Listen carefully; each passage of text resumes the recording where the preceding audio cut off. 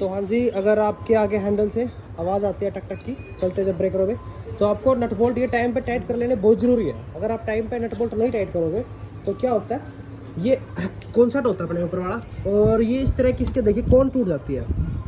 ये चेक करिए, बिल्कुल क्रैक होगी। और ये भी आप यहीं पर नहीं कराओगे ना तो अपने ये टी होता है, टी टूटने का भी खतरा बना रहता है इससे। तो इसलिए कहते हैं भाई, जब भी आपकी अगर गाड़ी आवाज़ करती है तो साथ के साथ गाड़ी का दिखाओ। अगर साथ के साथ दिखा दोगे तो इतनी बड़ा वो नहीं होगा, बाद में बहुत बड़ी खर्चा होने वाली बात हो जाती है, फिर प्रॉब्लम और बढ़ती है।